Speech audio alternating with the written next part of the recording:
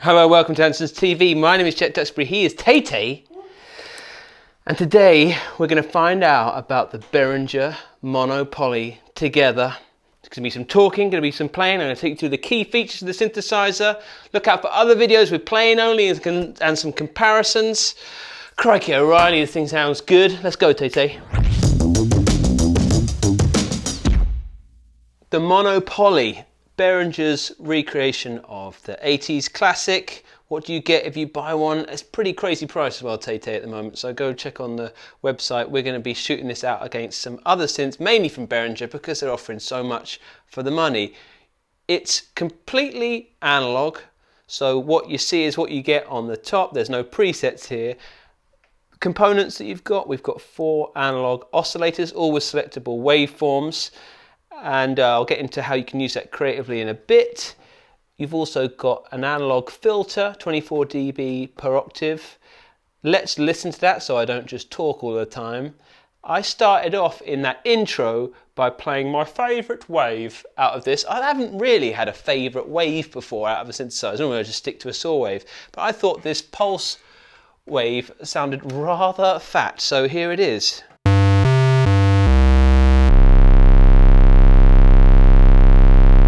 And I can adjust the width of that with the pulse width.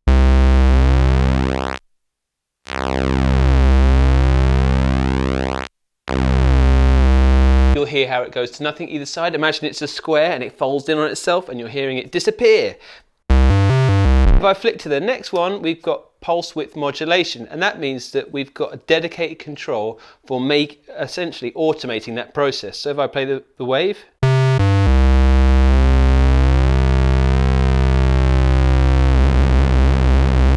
and the speed of that is determined by the frequency of MG1. Now MG1 is a modulation generator, an LFO if you're into that, so it's a knob turner, automated knob turner. So that's in the intro. I managed to get a little bit of movement going with that, with this pulse width modulation. Right, now I'm going to turn that off. We'll try the other wave. We've got a really bold saw wave.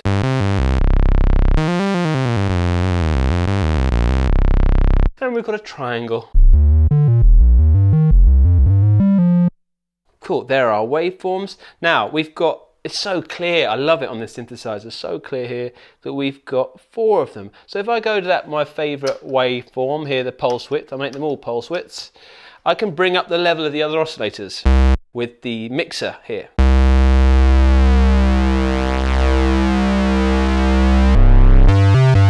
And I'd like to point out to everyone at home just how raucously fat that one oscillator is. Now they're all relatively in tune here, but we've got something unique as well, which is the Detune. So check this out.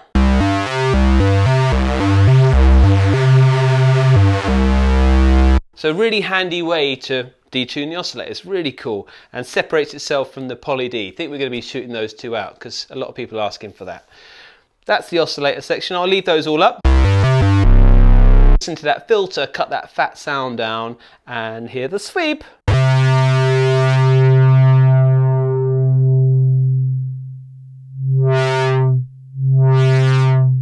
Not quite as brassy as I'd say as a ladder filter, but definitely when we introduce resonance, I think it's a bit gnarly. So I'm going to go 3/4 mast.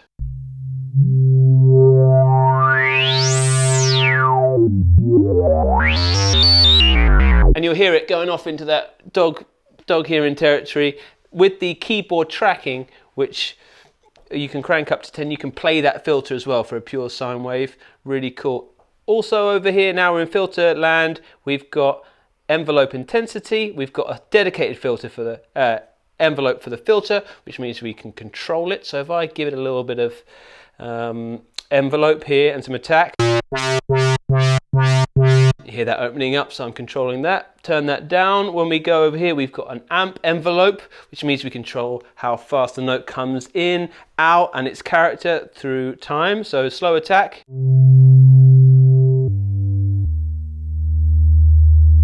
If I turn on, I won't turn on the arpeggiator. If I turn down the sustain,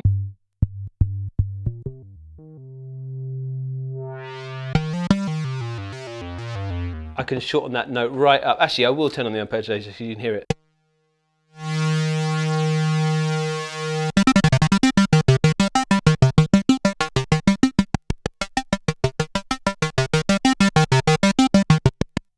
Get the idea? Sorry if you know this stuff, but I think at the price point, this might be a first and awesome synthesizer for anyone. Anyway, we've also got noise we can put in there. Let's go with the trusty arpeggiator. Have we still got it running?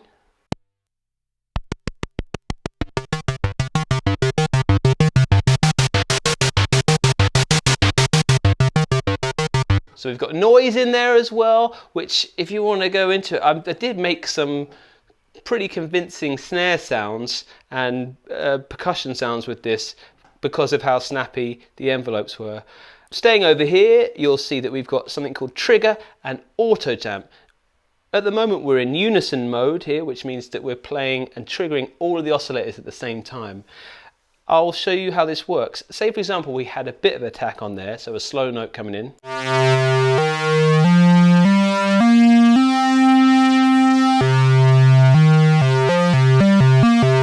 Hear that they don't share the same slow attack. If I put multiple, it'll trigger that attack phase every time.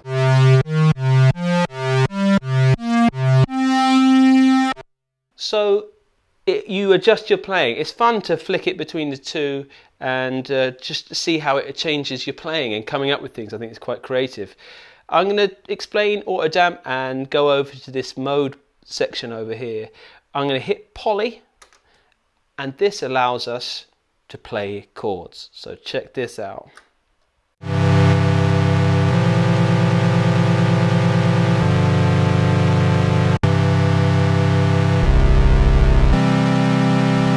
We're playing chords, mono, poly. Now everyone probably by now knows that it's not truly polyphonic because it's sharing. Each voice doesn't have its own filter envelope or amp envelope. And that's how we get around some things with the auto damp feature, which is if I trigger one note, play some other notes after it and take my fingers off, you'll hear that as long as I'm playing that first note, the envelope stays open. I'll demonstrate.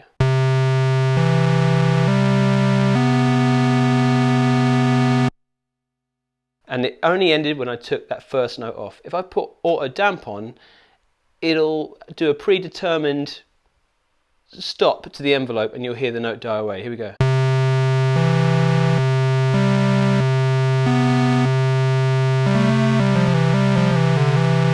Auto damp off. So again, subtle changes how you're playing, but a really big part of what makes this such a unique and cool synth. That poly mode, one thing I'd like to get into, and I haven't seen many people grasp, and I had a bit of time with it yesterday, which I think is awesome, is that yes, we've got more tuned to the same octave and same wave at the moment, but I think a lot of the fun comes from changing the octaves and changing the waves. So let's just have a little random turn of this. I'm going to go saw wave on that, pulse wave modulation on that, and we'll keep that up there. We'll change the octaves and see what that sounds like. Cut off down a bit.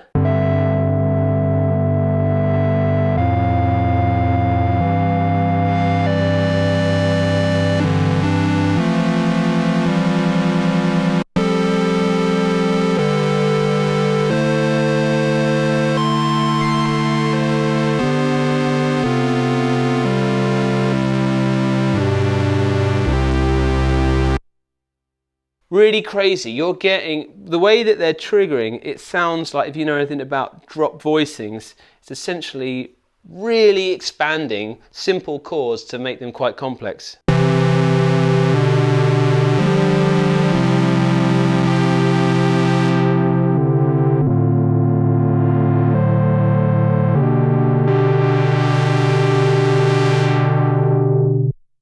And another really cool thing I had a great deal of fun with yesterday was turning on the arpeggiator in poly mode. I think most people realise how an arpeggiator will work when we're in unison. Let's just hear it for sake of argument. Other cool thing is now I've tuned those all to different octaves and different waves. We've got a much more complex monophonic sound.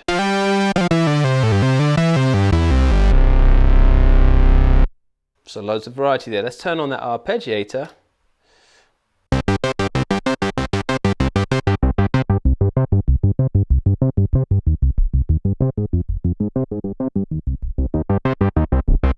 So that's in unison mode. When I put in poly mode, check this out. I'll go between C minor and F minor.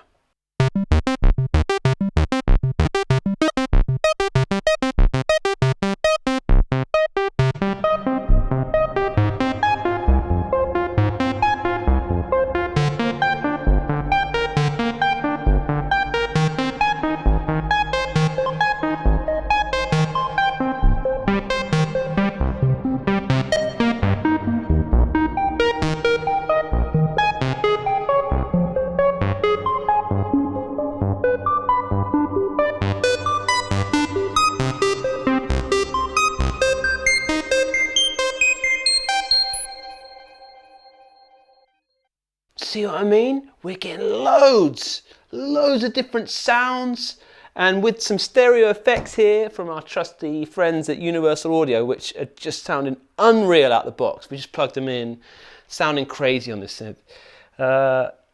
Start placing them in the stereo field. I was really surprised by what I was getting out of it by using it like that. Now we're over here on this side of the synthesizer. I am going to address the effects section. So it's not traditional use of the word effects, it's actually frequency modulation and syncing of the oscillators, if you know what that is, and I'll try to show it. So here's the sound. I'll put it in unison. And let's just do it with 2 oscillators for the sake of demonstration. Let's get 2 saw waves.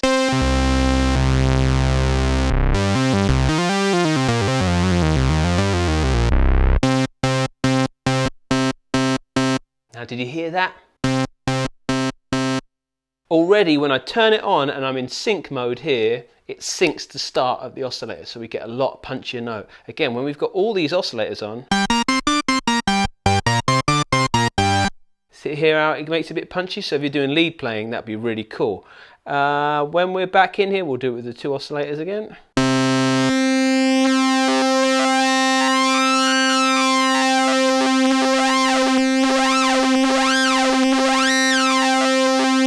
That classic sync sound. And you'll see here where it says frequency mod, that can be either controlled by this envelope or from modulation generator 1, which we choose the amount over here. So I'll flick it to MG1, and then the frequency of modulation generator 1 will change the speed at which this moves.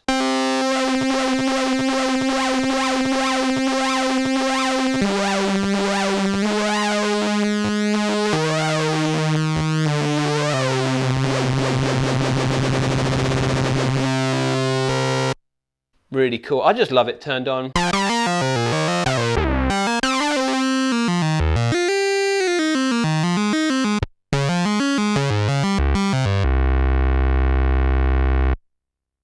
That's that, and then we've got cross mod, which is frequency modulation, so that the frequency of the oscillator will be modulated by the other frequencies of the other oscillators. So let's do that.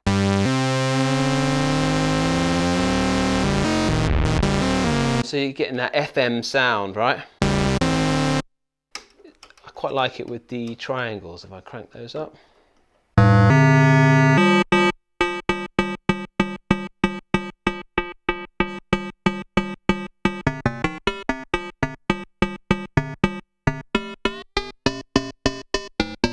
And again with the arpeggiator.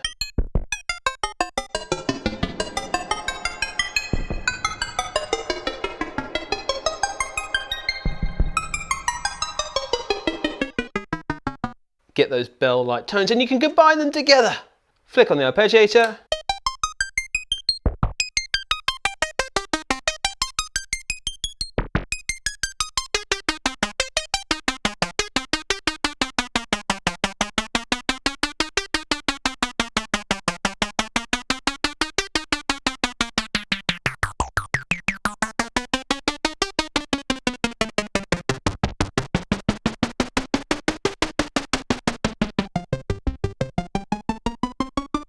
And that switch there from single to double, I'm pretty sure that that means that instead of 1 affecting all 3, I think that 2 affects 1 and 4 affects 3, so 2 different flavours of it.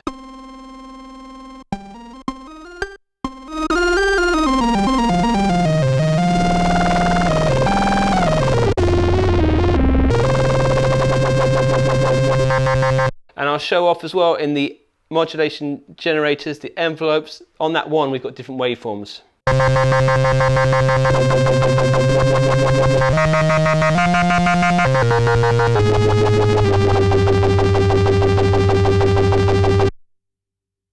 And on the second LFO, we don't have any selectable waveforms, just the speed. Lastly, a few other things. We've done the Detune. We've got a bit of glide as well.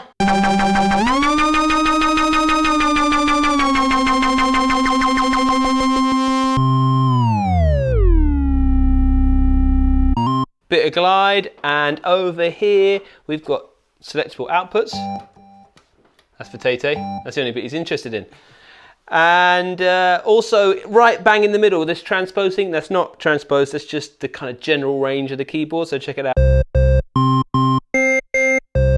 So you've got a really broad range. If I go right down here and then show off the pitch bend, which at the moment is pitch bend, but it's selectable. So we're in pitch, I can crank the intensity up and go all the way down. Or if I want to do some shreddy shred, I like to put it to just a little smidgen, so I've got a tone.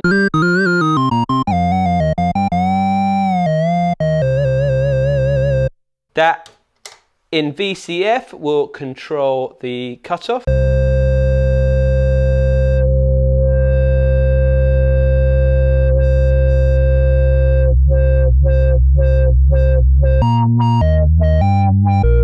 Again, nice when we're arpeggiating, and then also it can do the relationship of the slave oscillators when we're in sync mode. So I'll put it in sync mode, and you can hear that, I think.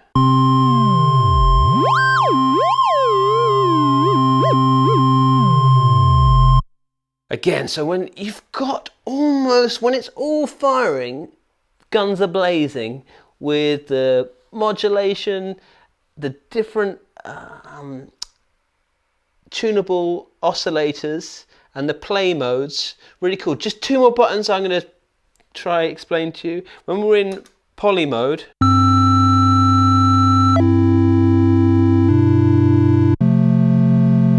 what's really nice, and I might do in my outro, because this is the thing, everything is live, so it's a living, breathing thing. When I do this, if I hit hold,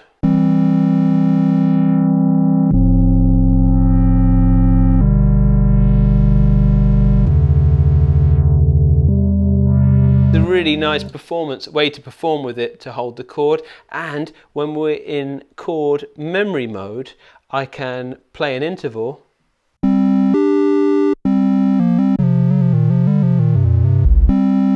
Tune that one to a 5th, and that could be any chord you want, so you can do 1-finger chords. That is pretty much it, apart from the unison share, which, if you don't know, between unison and poly, this one will mean that if I play 1 note, it'll trigger all 4 oscillators. If I play 2 notes, it'll share 2 between.